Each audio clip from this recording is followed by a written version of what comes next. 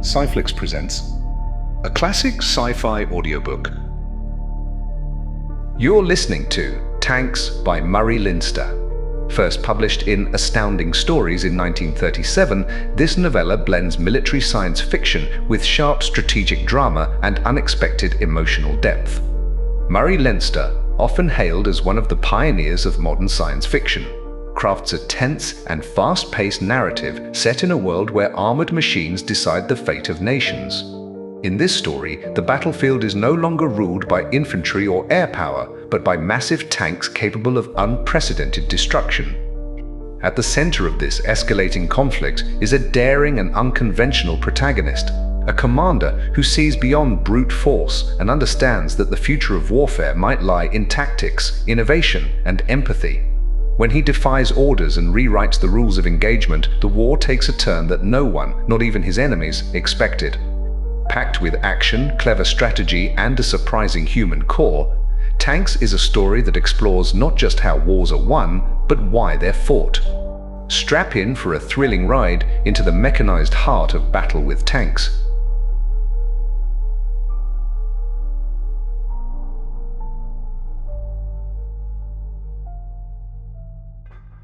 The persistent, oily smell of fog gas was everywhere, even in the little pillbox. Outside, all the world was blotted out by the thick gray mist that went rolling slowly across country with the breeze. The noises that came through it were curiously muted. Fog gas mutes all noises somewhat. But somewhere to the right, artillery was pounding something with HE shell, and there were those little spitting undercurrent explosions that told of tanks in action. To the right, there was a distant rolling of machine gun fire. In between was an utter, solemn silence. Sergeant Coffee, disreputable to look at and disrespectful of mien, was sprawling over one of the gunner's seats and talking into a field telephone while mud dripped from him. Corporal Wallace, equally muddy and still more disreputable, was painstakingly manufacturing one complete cigarette from the pinched-out butts of 4 others.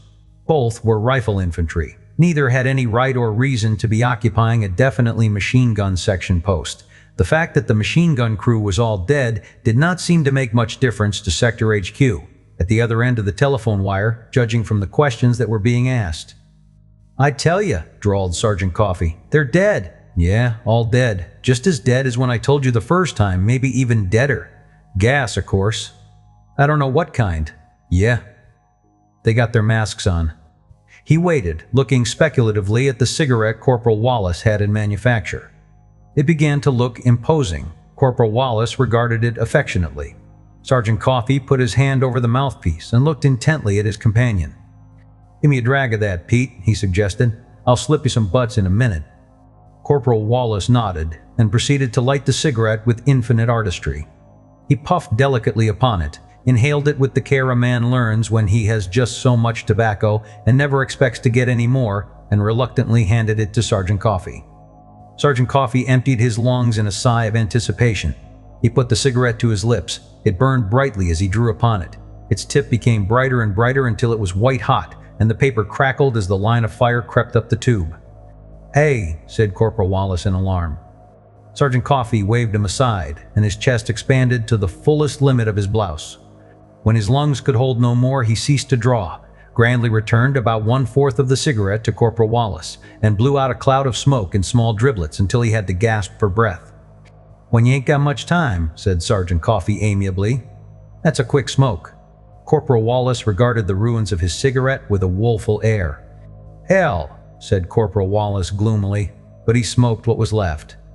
"Yeah," said Sergeant Coffee suddenly into the field telephone, "I'm still here, and they're still dead. Listen, Mr. Officer, I got me a black eye and numerous contusions. Also, my gas mask is busted. I called you up to do you a favor. I aim to head for distant parts, the hell's bells. Ain't there anybody else in the army?" He stopped, and resentment died out in wide-eyed amazement. Yeah, I got you, Loot. All right, I'll see what I can do. Yeah, wish you'd see my insurance gets paid. Yeah." He hung up gloomily and turned to Corporal Wallace. "We gotta be heroes," he announced bitterly. "Sit out here in the stinking fog and wait for a tank to come along and wipe us out. We the only listening post in 2 miles of front? That new gas of theirs wiped out all the rest without report." He surveyed the crumpled figures, which had been the original occupants of the pillbox. They wore the same uniform as himself, and when he took the gas mask off of one of them, the man's face was strangely peaceful. "Hell of a war," said Sergeant Coffee bitterly. "Here our gang gets wiped out by a helicopter. I ain't seen sunlight in a week, and I got just 4 butts left. Lucky I started saving them." He rummaged shrewdly. "This guy's got half a sack of Macons. Say, that was Lieutenant Madison on the line then, transferred from our gang a couple of months back. They cut him in the line to listen in on me and make sure I was who I said I was. He recognized my voice." Corporal Wallace, after smoking to the last and ultimate puff, pinched out his cigarette and put the fragments of a butt back in his pocket. "What we got to do?" he asked, watching as Sergeant Coffee divided the treasure trove into 2 scrupulously exact portions. "Nothing," said Coffee bitterly, "except find out how this gang got wiped out and a few little things like that. Half the front line is in his air, the planes can't see anything, of course, and nobody dares cut the fog gas to look." He didn't say much, but he said for God's sake, find out something. Corporal Wallace gloated over 1/4 of a sack of tobacco and stowed it away. "Infantry always gets the dirty end of the stick," he said gloomily.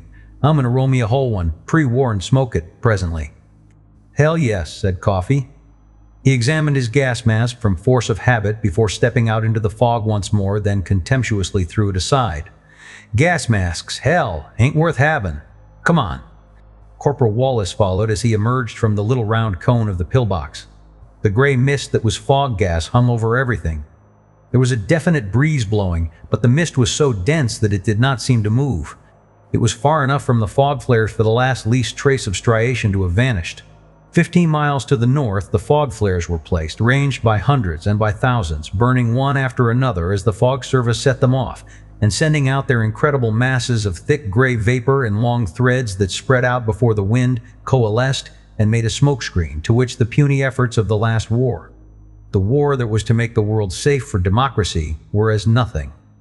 Here, 15 miles downwind from the flares, it was possible to see clearly in a circle approximately 5 feet in diameter. At the edge of that circle, outlines began to blur.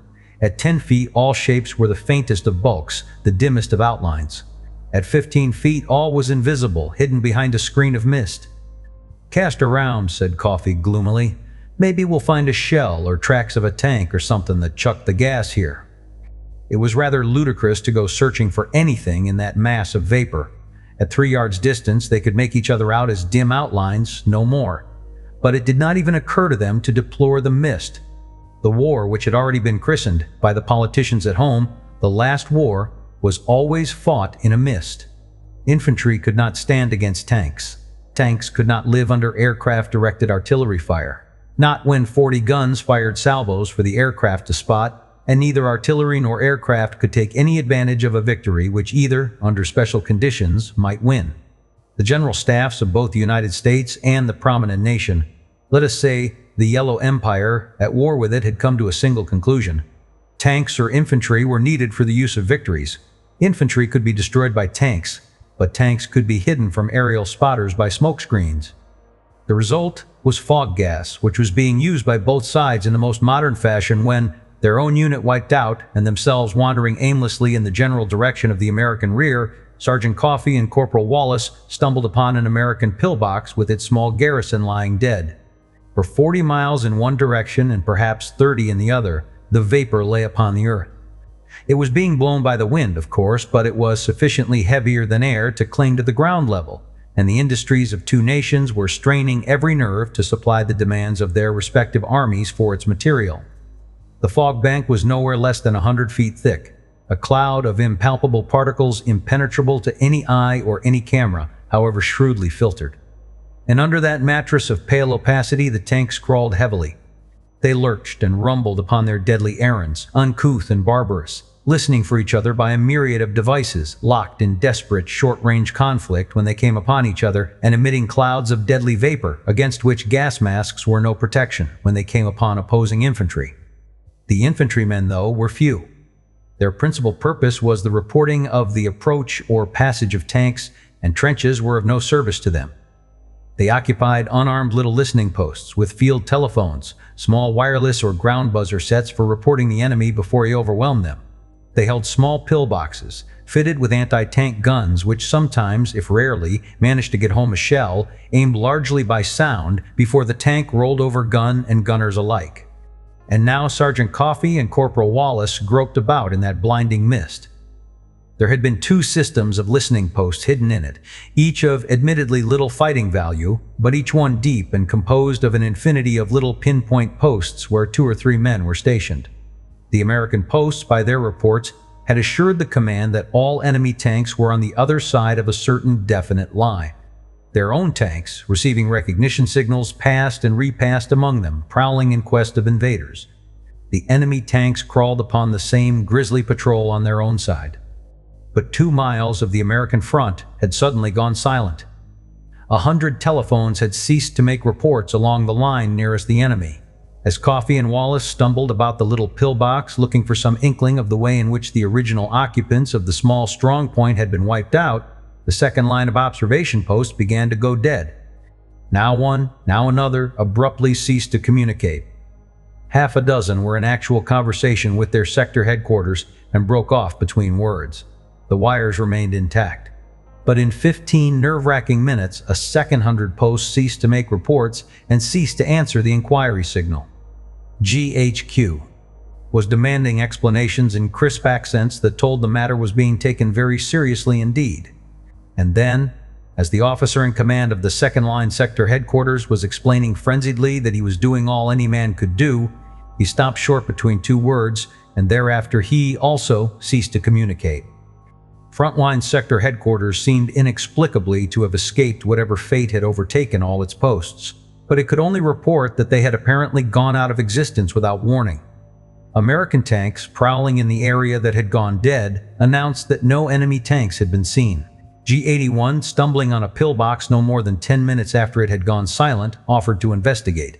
A member of her crew, in a gas mask, stepped out of the port doorway. Immediately thereafter, G-81's wireless reports stopped coming in. The situation was clearly shown in the huge tank that had been built to serve as GHQ.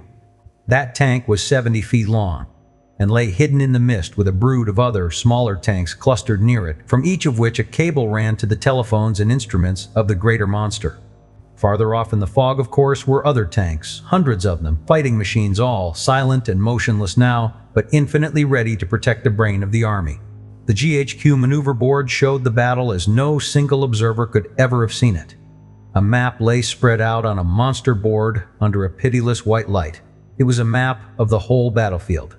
Tiny sparks crawled here and there under the map, and there were hundreds of little pins with different colored heads to mark the position of this thing and that.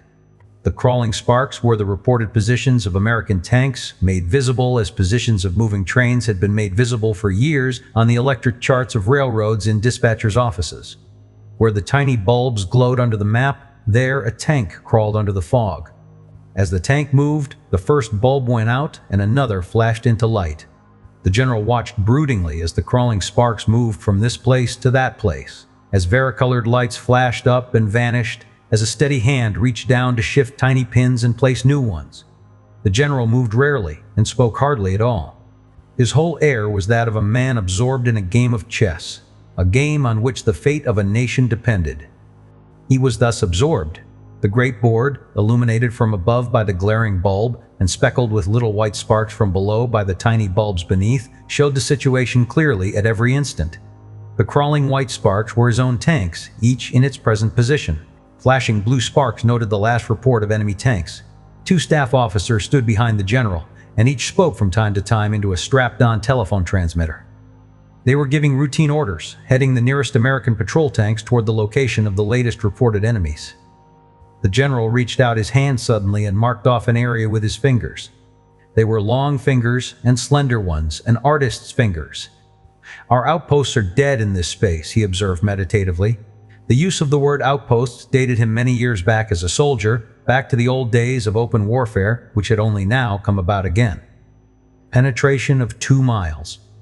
"Tank, sir," said the man of the steady fingers, putting a black pin in position within that area. "Let a man out in a gas mask to examine a pillbox.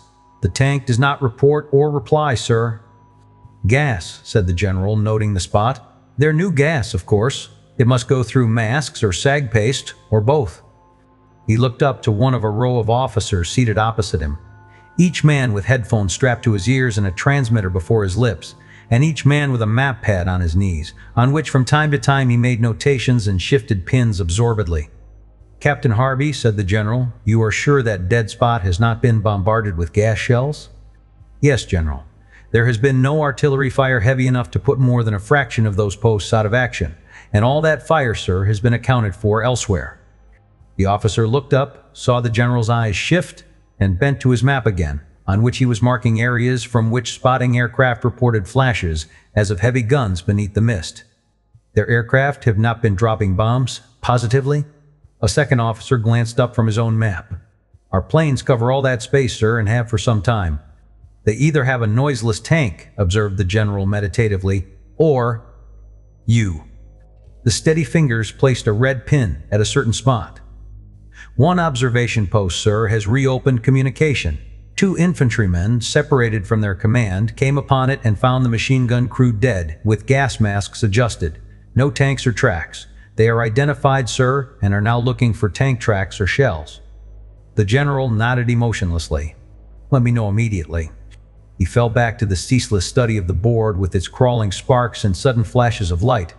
Over at the left, there were 4 white sparks crawling toward a spot where a blue flash had showed a little while since. A red light glowed suddenly where one of the white sparks crawled.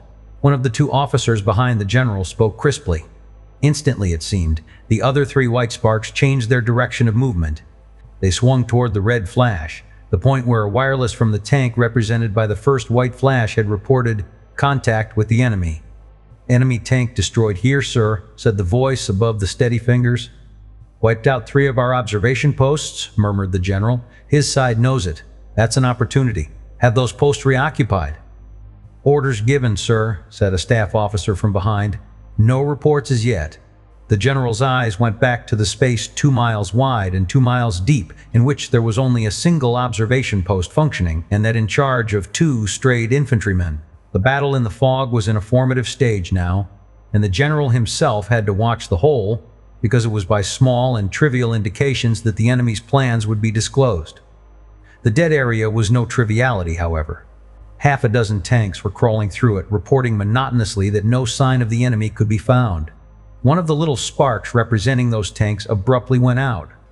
"Tank here, sir, no longer reports." The general watched with lackluster eyes, his mind withdrawn in thought. "Send 4 helicopters," he said slowly, "to sweep that space. We'll see what the enemy does." One of the seated officers opposite him spoke swiftly. Far away, a roaring set up and was stilled. The helicopters were taking off. They would rush across the blanket of fog, their vertical propellers sending blasts of air straight downward. For most of their sweep, they would keep a good height, but above the questionable ground, they would swoop down to barely above the fog blanket. There, their monstrous screws would blow holes in the fog until the ground below was visible. If any tanks crawled there, in the spaces the helicopters swept clear, they would be visible at once and would be shelled by batteries miles away, batteries invisible under the artificial cloud bank. No other noises came through the walls of the monster tank. There was a faint, monotonous murmur of the electric generator. There were the quiet, crisp orders of the officers behind the general, giving the routine commands that kept the fighting a stalemate. The aircraft officer lifted his head, pressing his headphones tightly against his ears, as if to hear Moray's clearly. "The enemy, sir, has sent 60 fighting machines to attack our helicopters. We sent 40 single-seaters as escort." "Let them fight enough," said the general absently, "to cause the enemy to think us desperate for information. Then draw them off." There was silence again. The steady fingers put pins here and there. An enemy tank destroyed here. An American tank encountered an enemy and ceased to report further. The enemy sent 4 helicopters in a wide sweep behind the American lines, escorted by 50 fighting planes. They uncovered a squadron of 4 tanks, which scattered like insects disturbed by the overturning of a stone. Instantly after their disclosure, 150 guns 4 miles away were pouring shells about the place where they had been seen. 2 of the tanks ceased to report. The general's attention was called to a telephone instrument with its call light glowing. "Ah," said the general absently, "they want publicity matter." The telephone was connected to the rear, and from there to the Capitol. A much worried cabinet waited for news, and arrangements were made and had been used to broadcast suitably arranged reports from the front. the voice of the commander-in-chief in the field going to every workshop, every gathering place, and even being bellowed by loudspeakers in the city streets. The general took the phone. The President of the United States was at the other end of the wire this time. "General?" "Still in a preliminary stage, sir," said the general without haste. "The enemy is preparing a breakthrough effort, possibly aimed at our machine shops and supplies. Of course, if he gets them, we will have to retreat. An hour ago, he paralyzed our radios, not being aware, I suppose, of our tuned Earth induction wireless sets. I dare say he is puzzled that our communications have not fallen to pieces. But what are our chances?" The voice of the president was steady, but it was strained. "His tanks outnumber ours 2-to-1, of course, sir," said the general calmly. "Unless we can divide his fleet and destroy a part of it, of course we will be crushed in a general combat. But we are naturally trying to make sure that any such action will take place within point-blank range of our artillery, which may help a little. We will cut the fog to secure that help, risking everything if a general engagement occurs." There was silence. The president's voice, when it came, was more strained still. "Will you speak to the public, General?" 3 sentences. "I have no time for more." There were little clickings on the line, while the general's eyes returned to the board that was the battlefield in miniature. He indicated a spot with his finger. "Concentrate our reserve tanks here," he said meditatively. "Our fighting aircraft here. At once." The 2 spots were at nearly opposite ends of the battlefield. The chief of staff, checking the general's judgment with the alert suspicion that was the latest addition to his duties, protested sharply. "But sir, our tanks will have no protection against helicopters." "I am quite aware of it," said the general mildly. He turned to the transmitter. A thin voice had just announced at the other end of the wire, "The commander-in-chief of the army in the field will make a statement." The general spoke unhurriedly. "We are in contact with the enemy, have been for some hours. We've lost 40 tanks and the enemy, we think, 60 or more. No general engagement has yet taken place, but we think decisive action on the enemy's part will be attempted within 2 hours. The tanks in the field need now, as always, ammunition, spare tanks, and the special supplies for modern warfare. In particular, we require ever-increasing quantities of fog gas. I appeal to your patriotism for reinforcements of material and men." He hung up the receiver and returned to his survey of the board. "Those 3 listening posts," he said abruptly, indicating a place near where an enemy tank had been destroyed. "Have they been reoccupied?"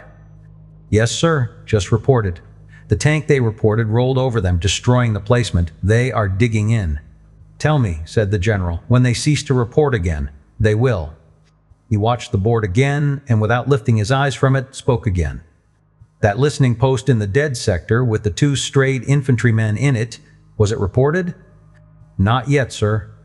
"Tell me immediately it does." The general leaned back in his chair and deliberately relaxed. He lighted a cigar and puffed at it, his hands quite steady. Other officers, scenting the smoke, glanced up enviously. But the general was the only man who might smoke.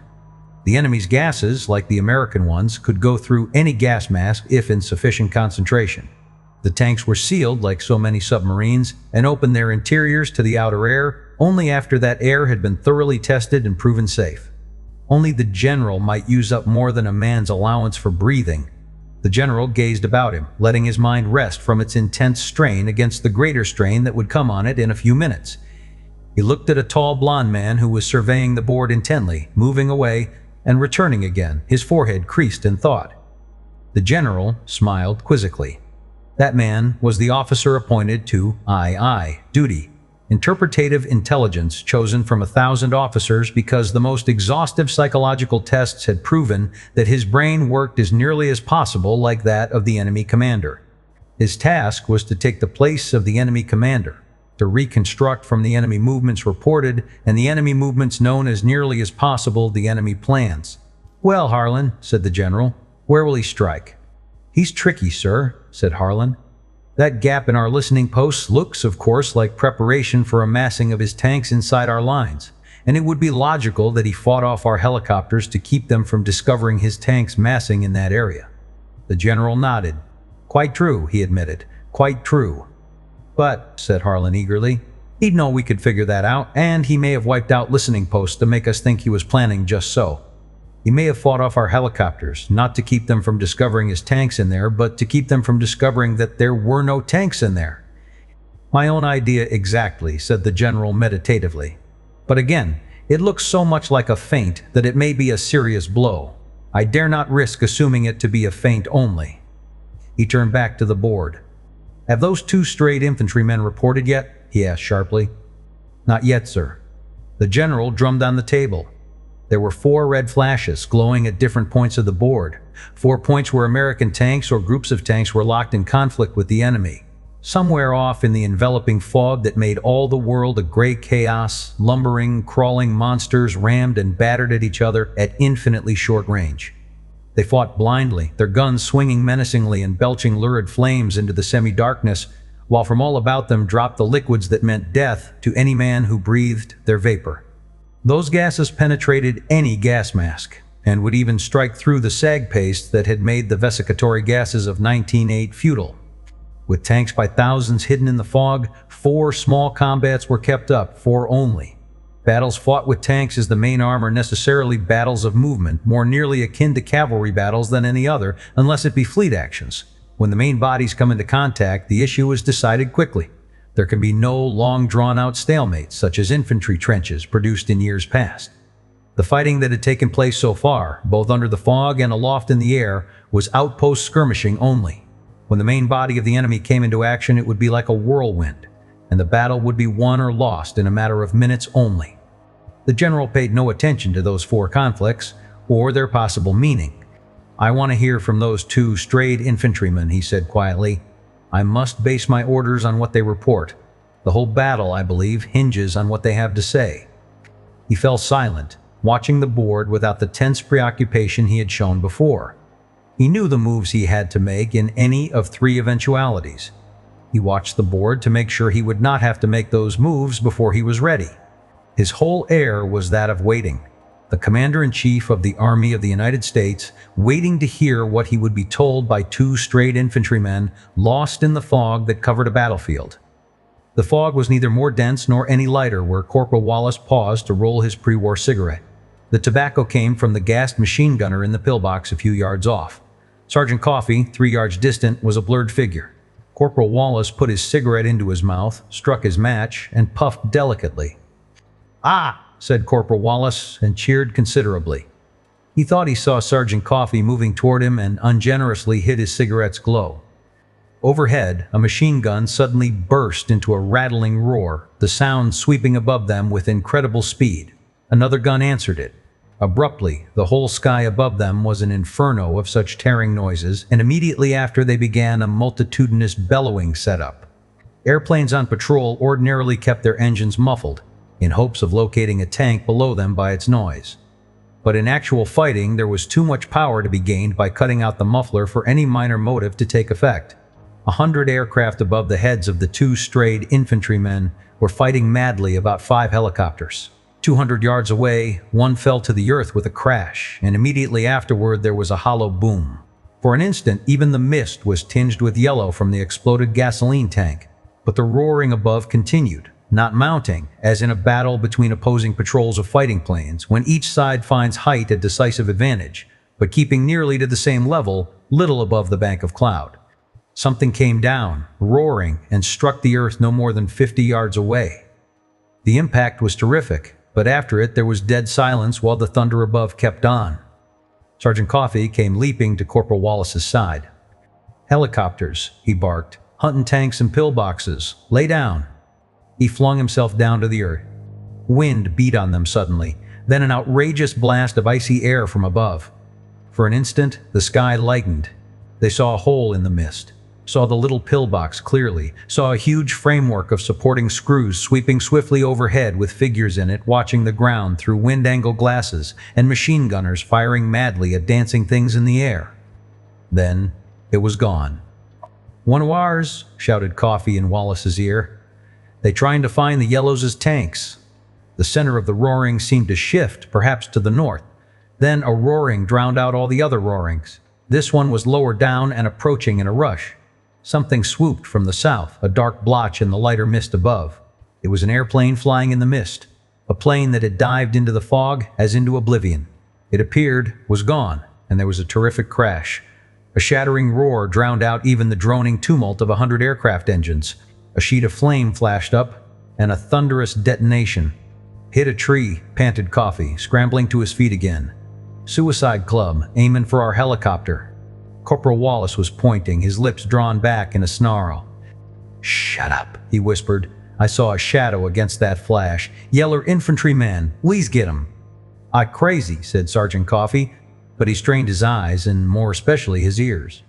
It was Coffee who clutched Corporal Wallace's wrist and pointed. Wallace could see nothing, but he followed as Coffee moved silently through the gray mist. Presently, he too, straining his eyes, saw an indistinct movement. The roaring of motors died away suddenly. The fighting had stopped, a long way off, apparently because the helicopters had been withdrawn. Except for the booming of artillery a very long distance away, firing unseen at an unseen target, there was no noise at all. "Aiming for our pillbox," whispered Coffee. They saw the dim shape, moving noiselessly, halt. The dim figure seemed to be casting about for something. It went down on hands and knees and crawled forward. The two infantrymen crept after it. It stopped and turned around. The two dodged to one side in haste. The enemy infantrymen crawled off in another direction, the two Americans following him as closely as they dared. He halted once more, a dim and grotesque figure in the fog. They saw him fumbling in his belt. He threw something suddenly. There was a little tap, as if a fountain pen dropped upon concrete, then a hissing sound. That was all, but the enemy infantrymen waited, as if listening. The two Americans fell upon him as one individual. They bore him to the earth, and Coffee dragged at his gas mask. Good tactics in a battle where every man carries gas grenades. He gasped and fought desperately in a seeming frenzy of terror. They squatted over him, finally, having taken away his automatics, and Coffee worked painstakingly to get off his gas mask while Wallace went poking about in quest of tobacco.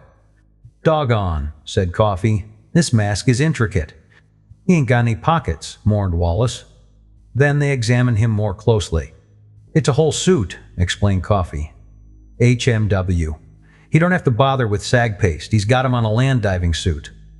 "Say," gasped the prisoner, his language utterly colloquial in spite of the beady eyes and coarse black hair that marked him racially as of the enemy. "Say, don't take off my mask! Don't take off my mask!" "He talks in everything," observed Coffee in mild amazement. He inspected the mask again and painstakingly smashed the goggles. "Now, big boy, you take your chance with rest of us. What you doing around here?" The prisoner set his teeth, though deathly pale, and did not reply. Said Coffee meditatively. "Let's take him in the pillbox and let Lieutenant Madison tell us what to do with him." They picked him up. "No, no, for God's sake, no," cried the prisoner shrilly. "I just gassed it." The two halted. Coffee scratched his nose. "Reckon he's lying, Pete?" he asked.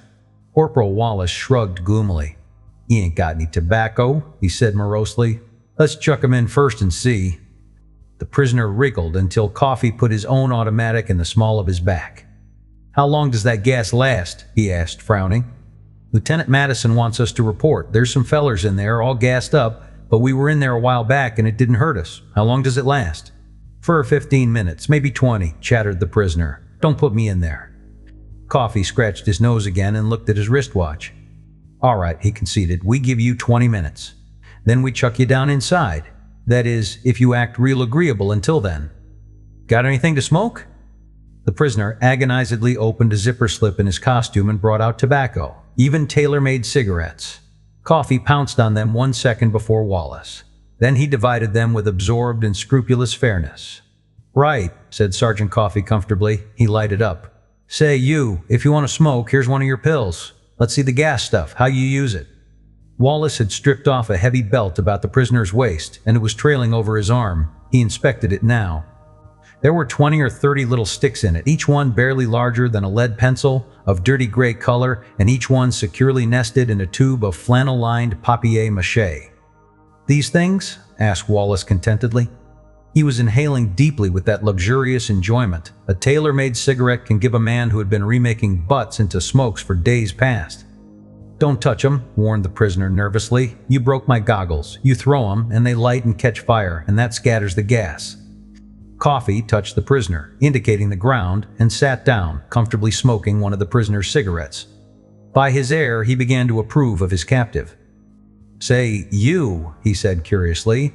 "You talk English pretty good. How'd you learn it?" "I was a waiter," the prisoner explained. "New York, corner 48th and 6th. "My God," said Coffee. "Me, I used to be a movie operator along there. 49th, projection room stuff, you know. Say, you know Heine's place?" "Sure," said the prisoner. "I used to buy scotch from that blonde feller in the back room with a benzene label for a prescription." Coffee lay back and slapped his knee. "Ain't it a small world?" he demanded. "Pete, here, he ain't never been in any town bigger than Chicago. Ever in Chicago?" "Hell," said Wallace, morose yet comfortable with a tailor-made cigarette. "If you guys want to start a extra war, go to knock in Chicago, that's all." Coffee looked at his wristwatch again. "Got 10 minutes yet," he observed. "Say, you must know P. Hanfrey." "Sure I know him," said the enemy prisoner scornfully. "I waited on him. One day, just before us reserves were called back home." In the monster tank that was headquarters, the general tapped his fingers on his knees. The pale white light flickered a little as it shone on the board where the bright sparks crawled. White sparks were American tanks. Blue flashes were for enemy tanks sighted and reported, usually in the 3-second interval between their identification and the annihilation of the observation post that had reported them. Red glows showed encounters between American and enemy tanks. There were a dozen red glows visible, with from 1 to a dozen white sparks hovering about them. It seemed as if the whole front line were about to burst into a glare of red, were about to become one long lane of conflicts in impenetrable obscurity, where metal monsters roared and rumbled and clanked one against the other, bellowing and belching flame and ramming each other savagely, while from them dripped the liquids that made their breath mean death. There were nightmarish conflicts in progress under the blanket of fog, unparalleled save perhaps in the undersea battles between submarines in the previous European war. The chief of staff looked up, his face drawn. "General," he said harshly, "it looks like a frontal attack all along our line." The general's cigar had gone out. He was pale but calm with an iron composure. "Yes," he conceded, "but you forget that blank spot in our line. We do not know what is happening there." "I am not forgetting it. But the enemy outnumbers us 2 to 1. "I am waiting," said the general, "to hear from those 2 infantrymen who reported some time ago from a listen post in the dead area." The chief of staff pointed to the outline formed by the red glows where tanks were battling. "Those fights are keeping up too long," he said sharply. "General, don't you see? They're driving back our line, but they aren't driving it back as fast as if they were throwing their whole weight on it. If they were making a frontal attack there, they'd wipe out the tanks we have facing them. They'd roll right over them. That's a feint. They're concentrating in the dead space." "I'm waiting," said the general softly, "to hear from those 2 infantrymen." He looked at the board again and said quietly, "Have the call signal sent them. They may answer." He struck a match to relight his dead cigar. His fingers barely quivered as they held the match. It might have been excitement, but it might have been foreboding too. "By the way," he said, holding the match clear, "have our machine shops and supply tanks ready to move. Every plane is, of course, ready to take the air on signal, but get the aircraft ground personnel in their traveling tanks immediately." Voices began to murmur orders as the general puffed. He watched the board steadily. "Let me know if anything is heard from these infantrymen." There was a definite air of strain within the tank that was headquarters. It was a sort of tensity that seemed to emanate from the general himself. Where Coffee and Wallace and the prisoner squatted on the ground, however, there was no sign of strain at all. There was a steady gabble of voices. "What kind of rations they give you?" asked Coffee interestedly. The enemy prisoner listed them, with profane side comments. "Hell," said Wallace gloomily. "You ought to see what we get. Last week they fed us worse than dogs, and the canteen stuff." "Your tank men, they get treated fancy?" asked the prisoner. Coffee made a reply consisting almost exclusively of high-powered expletives. "And the infantry gets it in the neck every time," he finished savagely.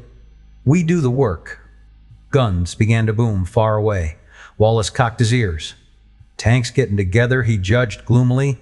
"If they'd all blow each other to hell and let us infantry fight this battle." "Damn the tanks," said the enemy prisoner viciously. "Look here, you fellers. Look at me. They sent a battalion of us out in 2 waves. We hike along by compass through the fog, supposed to be 5 paces apart. We come on a pillbox or listening post. We gas it and go on. We try not to make a noise. We try not to get seen before we use our gas. We go on, deep in your lines as we can. We hear one of your tanks, we dodge it if we can, so we don't get seen at all. Of course, we give it a dose of gas in passing, just in case. But we don't get any orders about how far to go or how to come back. We ask for recognition signals for our own tanks, and they grin and say we won't see none of our tanks till the battle's over. They say, reform and march back when the fog is out. Ain't that pretty for you? You second wave? Asked Coffee with interest. The prisoner nodded. Mopping up, he said bitterly. What the first wave left. No fun in that. We go along gassing dead men, and all the time your tanks is ravine around to find out what's happening to their listening posts. They run into us. Coffee nodded sympathetically. The infantry always gets the dirty end of the stick, said Wallace morosely. Somewhere, something blew up with a violent explosion. The noise of battle in the distance became heavier and heavier. Going it strong, said the prisoner, listening. Yeah, said Coffee. He looked at his wristwatch. Say, that 20 minutes is up. You go down in there first, big boy. They stood beside the little pillbox. The prisoner's knees shook. Say, fellers, he said pleadingly, they told us that stuff would scatter in 20 minutes, but you busted my mask. Yours ain't any good against this gas. I'll have to go down in there if you fellers make me, but... Coffee lighted another of the prisoner's tailor-made cigarettes. Give you 5 minutes more, he said graciously. I don't suppose it'll ruin the war. They sat down relievedly again, while the fog gas made all the earth invisible behind a pall of grayness, a grayness from which the noises of battle came. In the tank that was headquarters, the air of strain was pronounced. The maneuver board showed the situation as close to desperation now.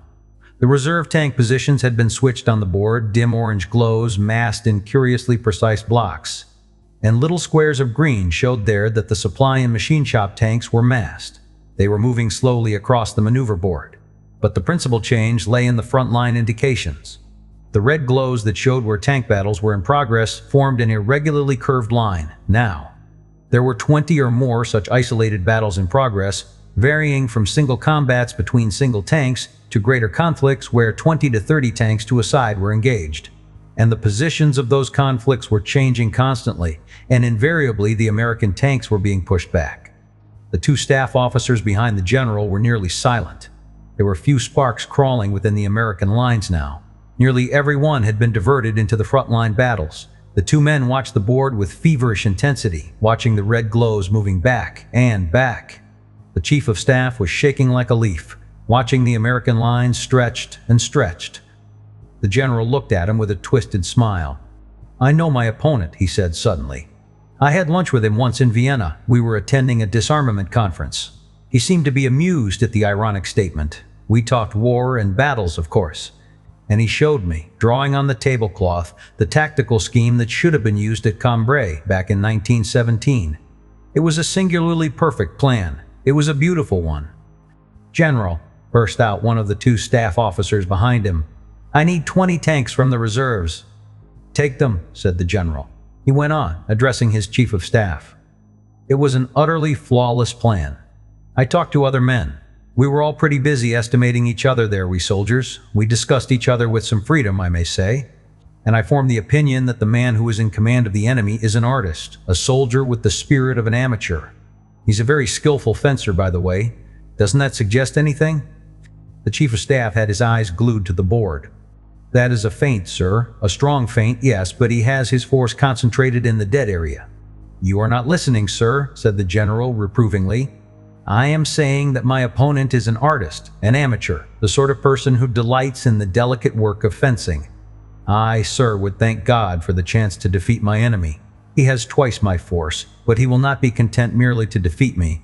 He will want to defeat me by a plan of consummate artistry, which will arouse admiration among soldiers for years to come. But, General, every minute, every second, we are losing men, of whom we have plenty, and tanks, of which we have not enough. True, very true, conceded the general.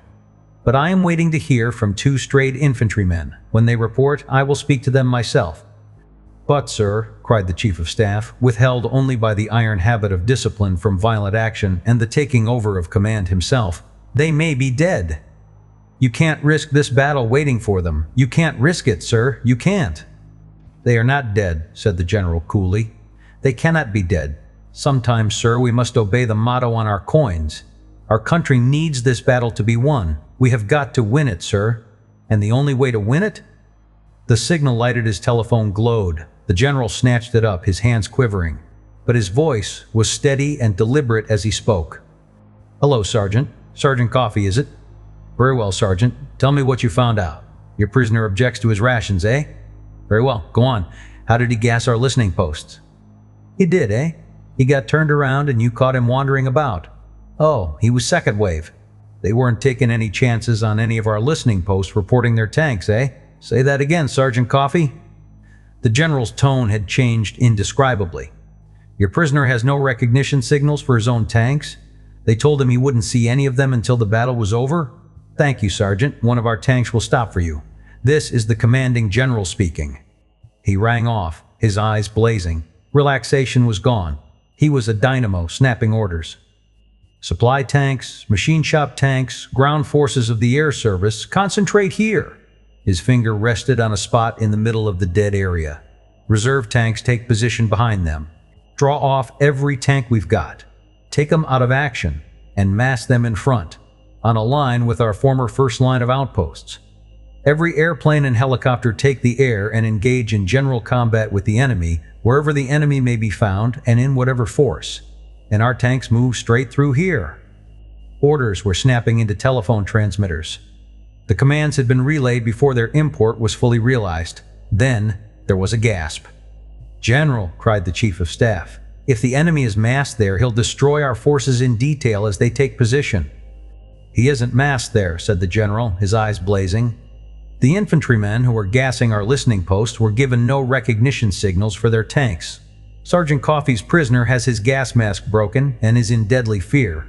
The enemy commander is foolish in many ways perhaps, but not foolish enough to break down morale by refusing recognition signals to his own men who will need them. And look at the beautiful plan he's got."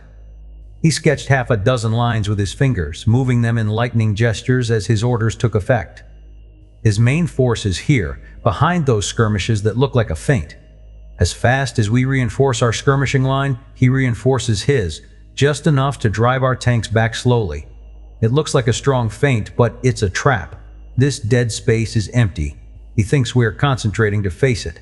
When he is sure of it, his helicopters will sweep across any minute. Now, to sea. He'll throw his whole force on our front line. It'll crumple up. His whole fighting force will smash through to take us, facing the dead space in the rear. With twice our numbers, he'll drive us before him."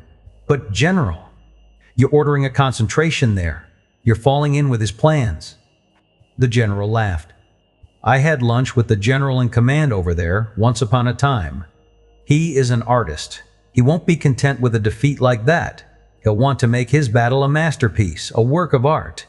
There's just one touch he can add. He has to have reserves to protect his supply tanks and machine shops. They're fixed. The ideal touch, the perfect tactical fill-up will be here. Look, he expects to smash in our rear here. The heaviest blow will fall here.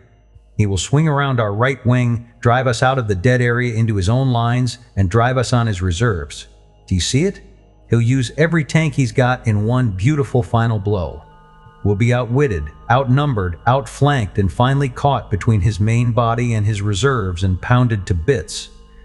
It is a perfect, a masterly bit of work." He watched the board, hawk-like. "We'll concentrate, but our machine shops and supplies will concentrate with us. Before he has time to take us in rear, we'll drive ahead, in just the line he plans for us. We don't wait to be driven into his reserves. We roll into them and over them. We smash his supplies. We destroy his shops. And then we can advance along his line of communication and destroy it, our own depots being blown up.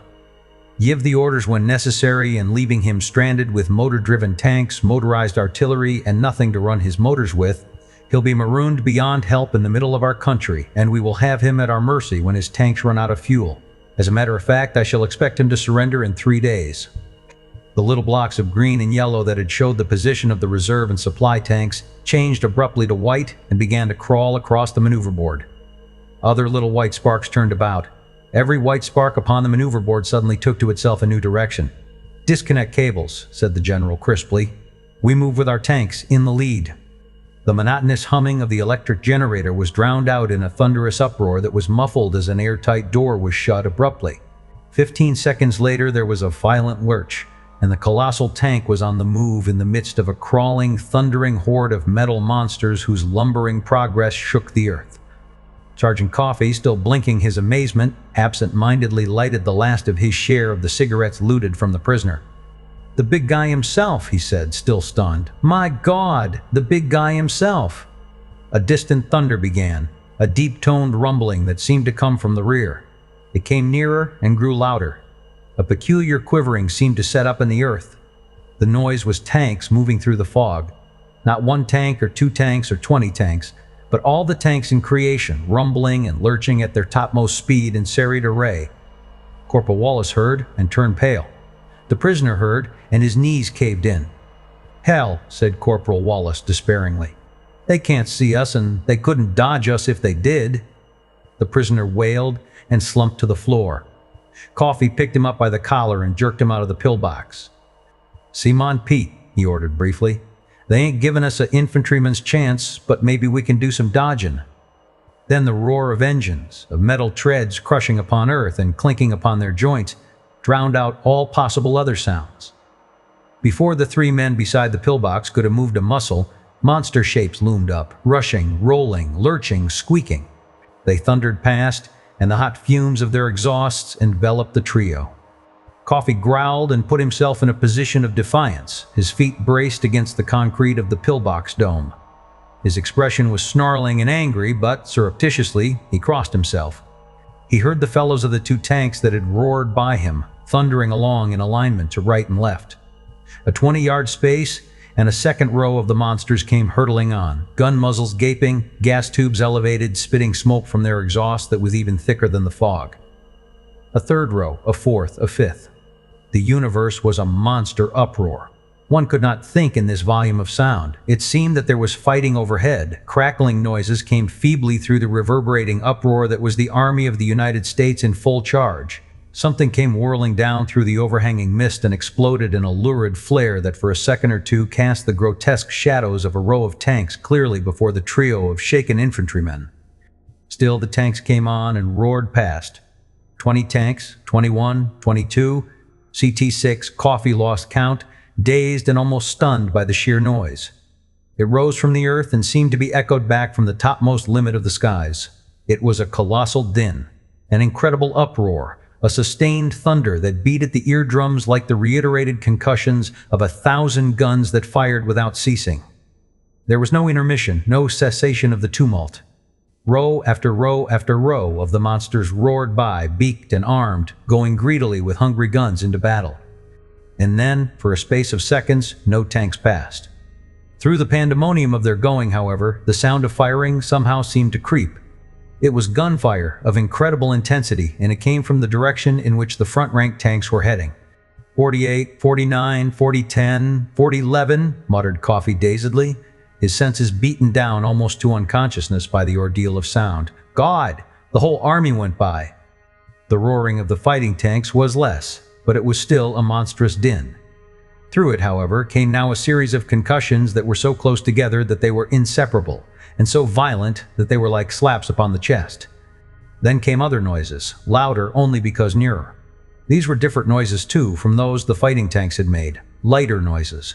The curious, misshapen service tanks began to rush by, of all sizes and all shapes, fuel carrier tanks, machine shop tanks, huge ones these, commissary tanks.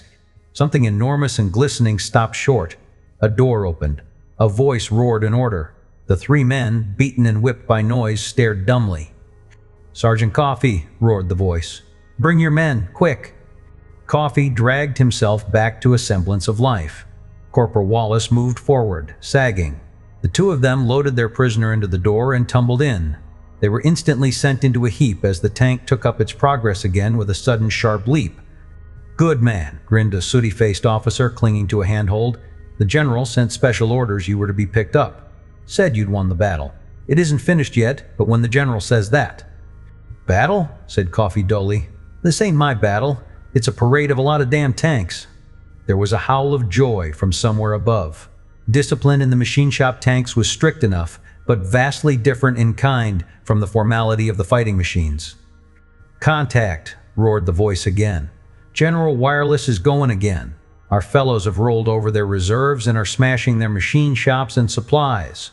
Yells reverberated deafeningly inside the steel walls, already filled with tumult from the running motors and rumbling treads. "Smashed 'em up!" shrieked the voice above, insane with joy. "Smashed 'em! Smashed 'em! Smashed 'em! We've wiped out their whole reserve and—" A series of detonations came through even the steel shell of the lurching tank. Detonations so violent, so monstrous, that even through the springs and treads of the tank, the earth concussion could be felt. "There goes their ammunition. We set off all their dumps."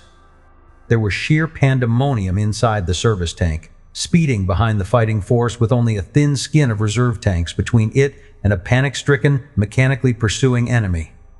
"Yell, you birds," screamed the voice. "The general says we've won the battle, thanks to the fighting force. We're to go on and wipe out the enemy line of communications, letting him chase us till his gas gives out. Then we come back and pound him to bits. Our tanks have wiped him out."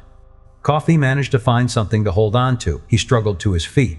Corporal Wallace, recovering from the certainty of death and the torture of sound, was being very seasick from the tank's motion. The prisoner moved away from him on the steel floor. He looked gloomily up at Coffee. "Listen to him," said Coffee bitterly. "Tanks, tanks, tanks, hell! If they'd given us infantry a chance." "You said it," said the prisoner savagely. "This is a hell of a way to fight a war." Corporal Wallace turned a greenish face to them. "The infantry always gets the dirty end of the stick," he gasped. Now they make an infantry ride in tanks. Hell." The end.